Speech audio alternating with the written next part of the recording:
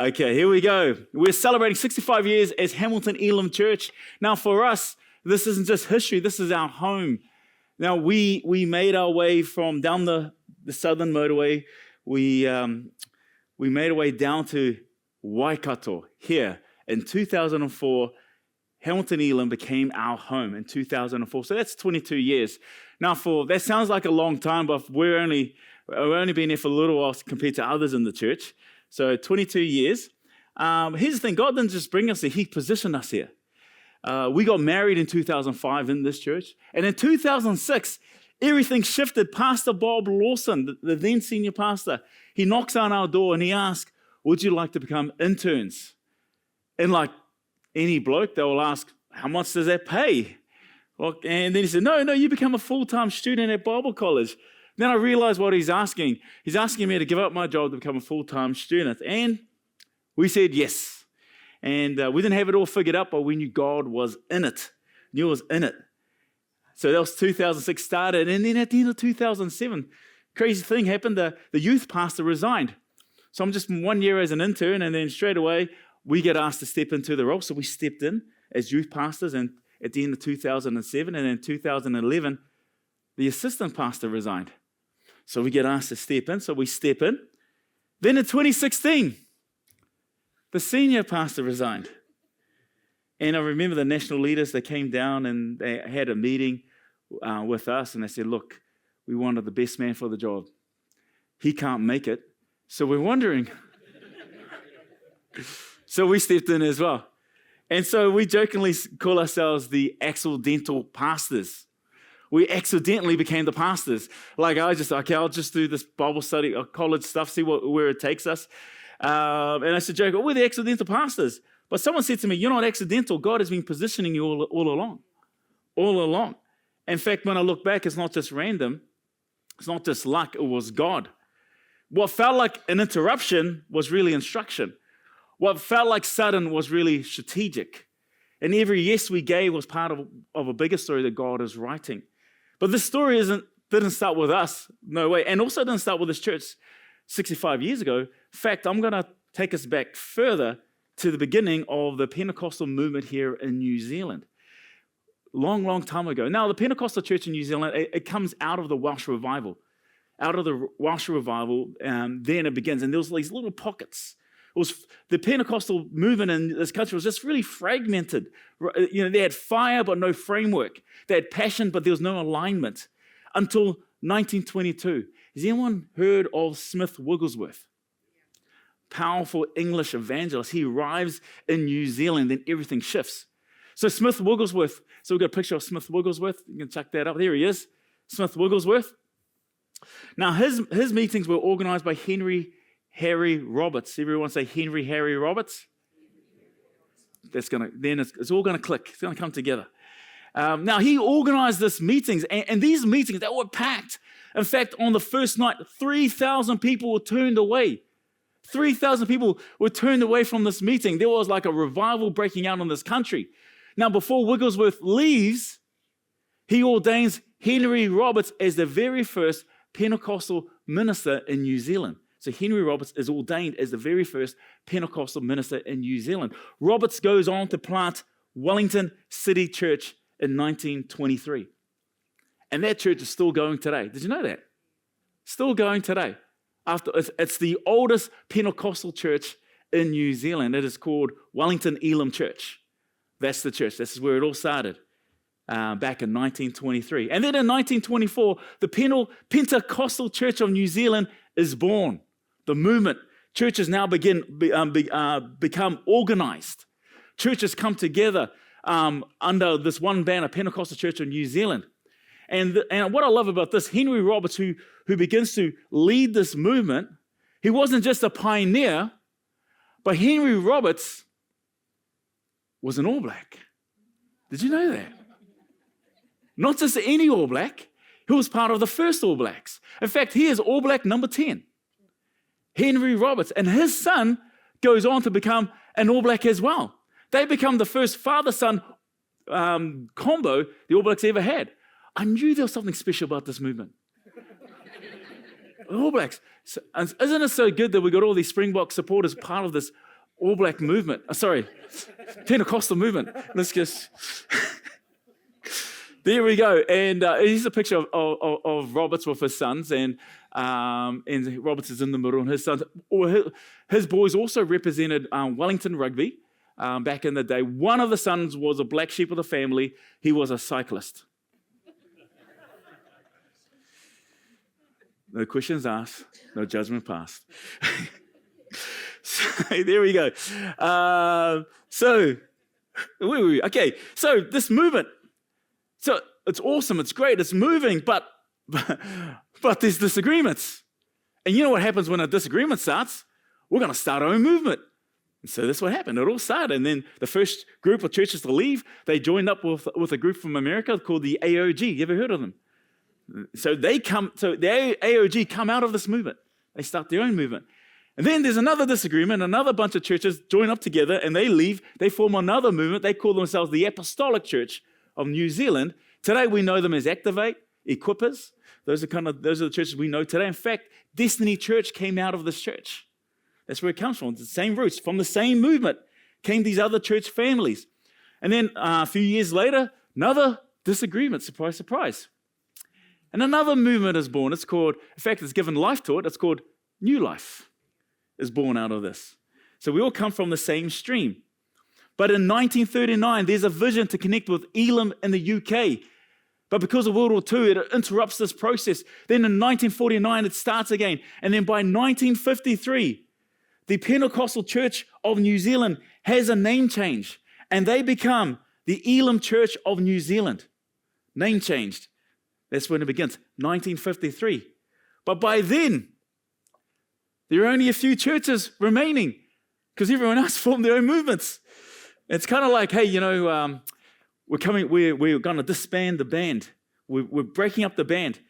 And then all of a sudden, the band reforms, but without you. Oh, no, we're just a new band, and you're the only one not invited to it. Well, that's what happened to these churches. There's only 2 Elim churches left. Wellington Elim, the very first, and Blenheim Elim. It was off to a rocky start. It didn't look like it was going to last. But God doesn't need big numbers. He just needs faithful people. Just faithful people. Christchurch is planted in 1956. They become the 3rd Elim Church, Burnside Elim.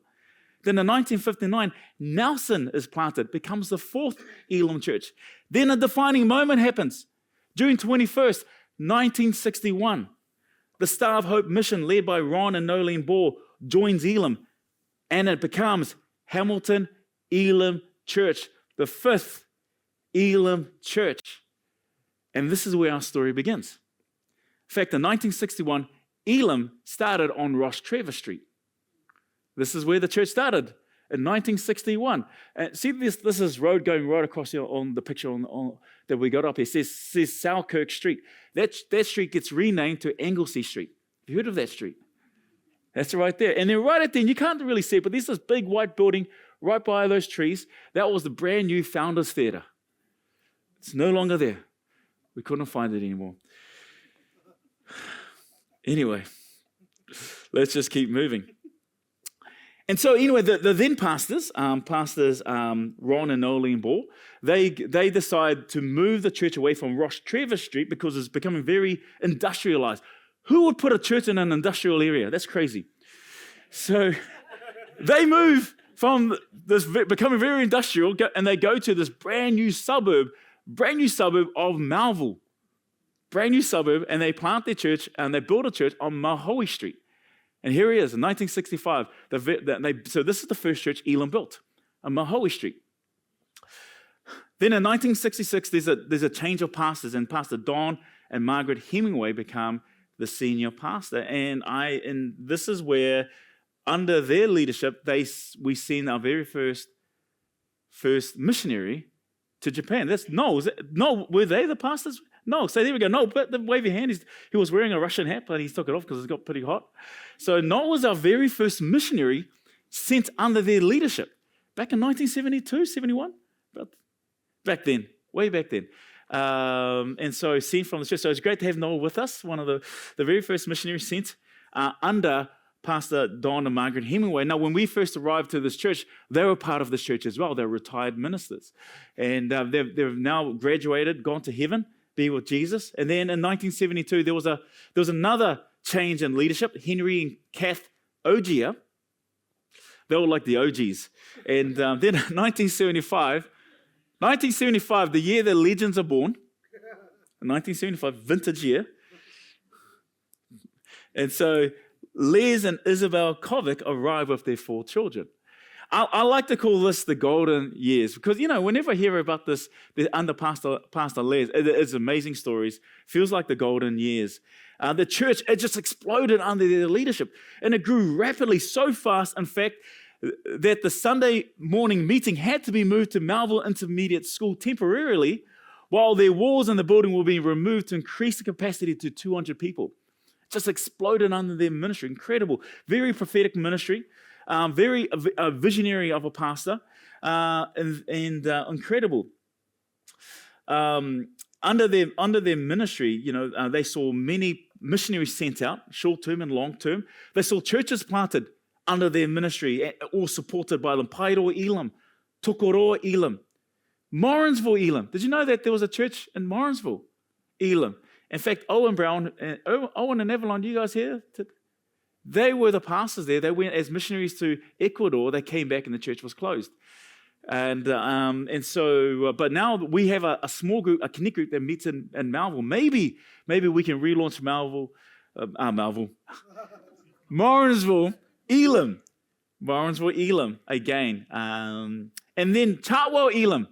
Did you know we had a Chartwell Elim for 10 years? In fact, Lois and Peter McGregor, you're part of that church for many years, for 10 years. Cambridge Elim, Hastings Elim. Incredible. In fact, under their leadership, the church was growing so fast that the people in the church got behind the vision of Pastor Les and Isabel Kovic to purchase a bigger building. And they mortgaged their homes. To their people like Carl and Lorraine Dunseith, and Lorraine is here. Thank you so much. Go to picture. There they are. That's Carla and Lorraine. And honestly, it's incredible. They sowed into a vision of what God was doing. And then in 1980, they moved into 15 Corfi Street. Now, when we first came to this church all those years ago, this was the church building, just down by the hospital, right by the hospital, 15 Corfi Street. Incredible. And so that's where it all started for us as a church, as a family as well. So that's 1975. They were senior pastors for 14 years. Then in 1989, John and Ngairi Booth become the senior pastors. In fact, when we came to the church, they were part of this church as well. In fact, Pastor John, he's the one that prayed for me when I ruptured my disc the first time and brought amazing healing. And they're with Jesus right now. And their son, Daryl Booth, he is the senior pastor of Pukekohe Elim. And I serve with Daryl on the NLT, National Leadership Team. Then there was another leadership change in 1991, Martin and Wendy Baker. Incredible. They were incredible. They started, in fact, this is when we went to multi-services for the very first time. Under their leadership, they went to 2 services. In fact, there was also a Mandarin translation that you could put these headsets on. You can translate into Mandarin. Honestly, it was incredible. It was very, very visionary. And then in 1998, there was a change in leadership of Rodney and Jean Francis. Rodney had a powerful ministry alone as well as being a senior pastor for about a year. And then in 1999, it was Alex and Lisa Snaries. They took over the church for 6 months because there was a bit of a gap. They were sent out as missionaries to Mongolia, and they're now back in New Zealand. In fact, they're going to do some stuff with our church in September, so we'll keep an ear out for that. Then there was a leadership change again. In year 2000, we had David and Heather Borland. Then in 2002, honestly, there's another leadership change. Pastor Bob and Margaret Lawson. I call this the glamorous pastors because they always look like this. Even when you went to their home, they were like this. I was like, oh my gosh, it was incredible. Actually, Pastor Margaret always reminded me of Dolly Parton. Not in that way. Not in that way. But more in that glamorous way. Anyway, they were incredible, and they were. So in fact, Pastor Margaret has gone to be with Jesus, and Pastor Bob is still around. He comes down here. We still consider them our pastors, Pastor Bob and Margaret. In fact, when I became the youth pastor, he bought me these button-up shirts to wear on Sundays. He goes, "Here, Ants, here's some shirts for you to wear on Sundays." And I was like, "What's wrong with the way I dress?" And he tried all he can, He tried. But I could never be as glamorous as they were. They were incredible. And then in 2006, they had a vision to take Elim from the back streets and put them out on the public view. And in 2006, they did this mammoth task of bringing us to the hangar, 21 Maui Street, the hangar. And you look, so it's just over here, just across the road. There's no buildings around. And when we first went to this, it looked like that. And then after we worked on it, and we got another picture of it on 21 Maui Street. There we go. And then it looked like this after we did some work on it. And that's where we were. And then they were pastors for 10 years. And then in 2012, there was a change of leadership. Andrew and Julie Smith, they came from Dunedin, Elim, and they were pastors. And Pastor Bob was like my spiritual father. Andrew was like their big brother that always got you in trouble kind of guy. He was such a character. It was great when he was around. And then in 2016, there was, again, these strange guys took over. This is when it started. Nah, just kidding. So Ants and Portal become the 12th senior pastors in the 65-year history. 12th senior pastors. And that was 10 years ago. 10 years ago. We're still here. We haven't gone anywhere. I really want to beat Pastor Les's record of 14. That's my goal. No, anyway, just kidding. Then, after 7 years as senior pastors, for whatever reason, under their leadership, they decide to sell 21 Maui Street. And for 6 months, we looked, and we couldn't find anywhere. We couldn't find a place to call home. And at that point, there were only 70 of us left. 70 left. I totally get it, because we were meeting in the Hamilton Christian School in the afternoon. And look, we want to go to church in the morning, and people will go into church, which is awesome. And we said, well, it's only going to be temporary. Only for 2 weeks we're going to do this. 6 months later, and then people settled, which is great. And praise God, they're settled. 70 of us. Then it was crazy, because after everything, after all the years, it felt like we were back to being small again, which was fine. Because God can, in God's hand, it's amazing what God can do with faithful people. But we went back to, what now, God? Just because it feels uncertain doesn't mean God has lost direction. Because right in that moment, we received an email from the real estate agent with the subject line that said, "The answers to your prayers." 16 Maui Street. And here we are. So when we first started our very first service here in October of 2023, this is what it looked like. This is what the service was, what the whole place looked like. And here we are. We're debt-free as a church. Debt-free as a church. Incredible work. Thank you so much to you all. This has been our journey out for 65 years. But even after 65 years, God doesn't stop. He keeps moving, and He keeps calling us, and we really believe God is leading us to build a 600-seat auditorium. It's not going to look like this. This is ChatGPT, but this is where God is leading us there. So, and I'm excited. The people have been sowing in faithfully in this church.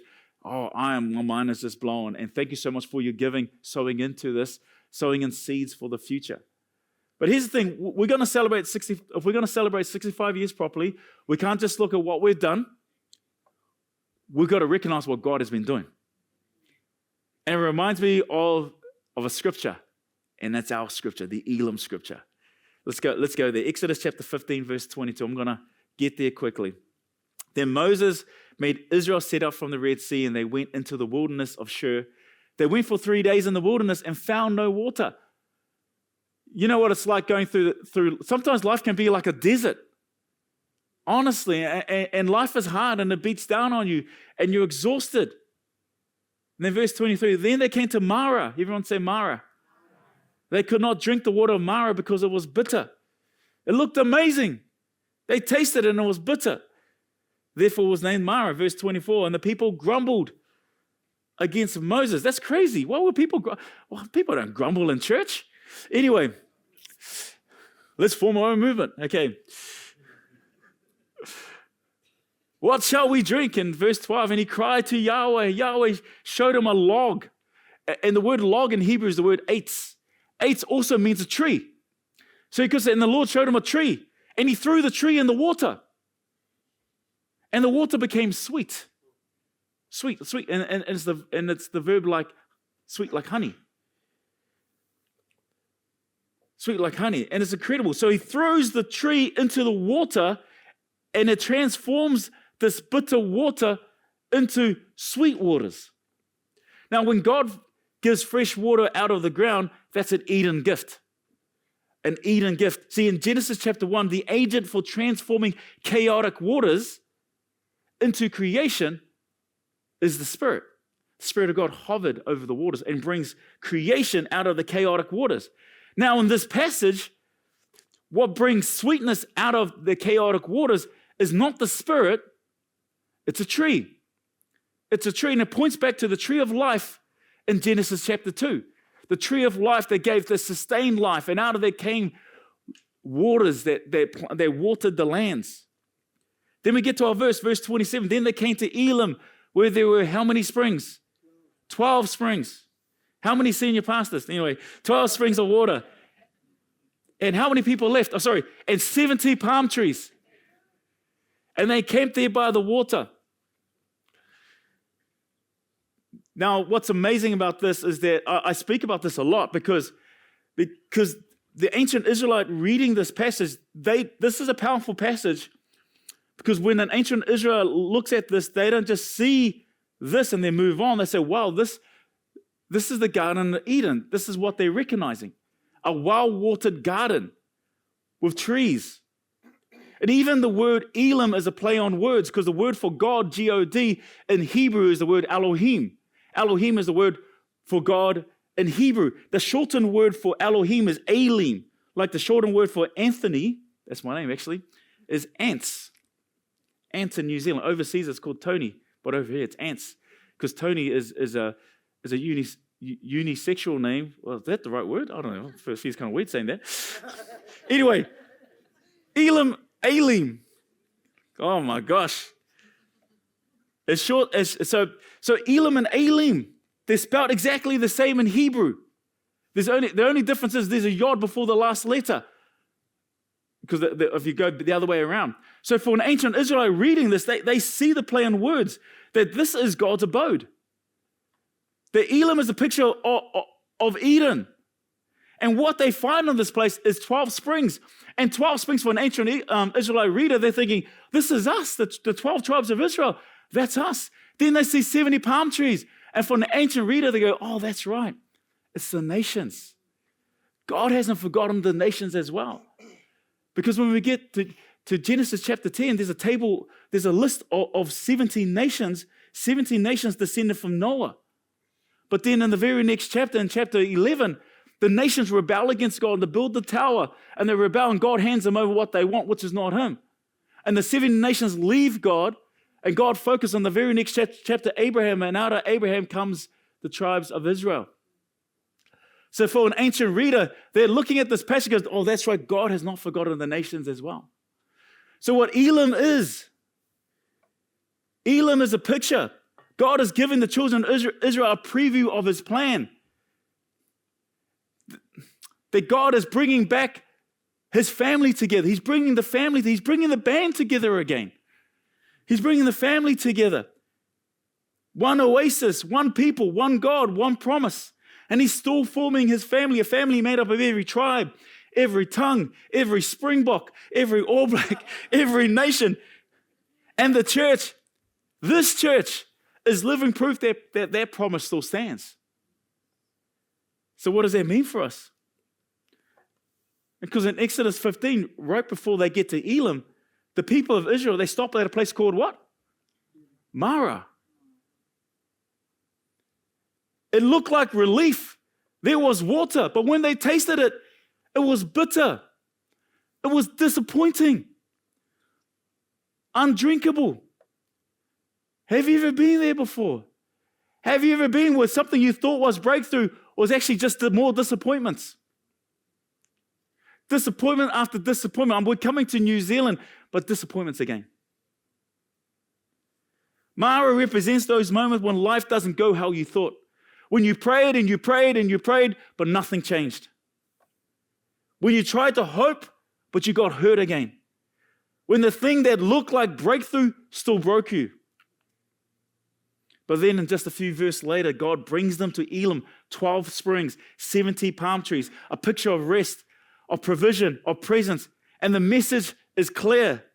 God doesn't leave us in Marah, He leads us to Elim. You might still be walking in dry places, but that doesn't mean that God's done. Elim always comes after Marah. So maybe you've been camping in disappointments, trying to survive off bitterness, drawing from dry wells. But God is saying it's time to stop camping in those places. Elim is not just a location, it's a revelation. It's God saying, I see you. I haven't forgotten you. I've already prepared a place for you, a place of healing, a shift in mindset, a fresh encounter of His presence. And that's why we overcome, because God's presence is with us. Elim is an Eden-like gift. Now, when I say Elim, I'm not talking about the movement. I'm talking about the picture of what God is doing. There are many great churches. What I love about Hamilton, because some great churches at Hamilton. We've got the New Life churches, Activate churches, Gateway, C3. There's so many churches. The Anglicans, don't forget my Anglican brothers and sisters and all that. Some great churches here. I'm not talking about a movement. I'm just talking about the picture of Elim. Elim, when Israel encountered Elim, Elim was an Eden-like gift. It's a picture that God will bring the nations back to Him through the tree of the cross. The tree of the cross where our bitterness becomes sweetness through the death and resurrection of Jesus. The eight's the tree thrown in bitterness is the cross. That through Jesus, God is reconciling the nations back to Him. God doesn't leave you in the bitterness, He leads you into breakthrough. Like when we first come to this church, like I said 20 years ago, first thing we did when Portal said we got to go to church, I said, no, let's not go to church. Not because I had anything against churches, because I didn't, like for many of us, we thought you were unworthy. I'm disqualified. I'm disqualified from church. But she was like, we got to go. And when Portal puts her mind to it, you just follow. Just follow. So I said, okay, let's go to church. Let's sit at the back. We're going to leave. So we came to 15 Corfi Street. And my plan was for her to come and have a look and then go, we're not even married. Maybe when we get married, we'll think about church, but not now. And she responded, Pastor Bob said, if you need prayer, come to the front. She gets up to come. And as she's coming, I grab her hand, lovingly looking at her and saying, don't go. What are you doing? That's not the plan. We can't come in this church. Well, we're not even married. She goes anyway. Stubborn. I'm disappointed. But truthfully, I was disappointed. Truthfully, I was bitter.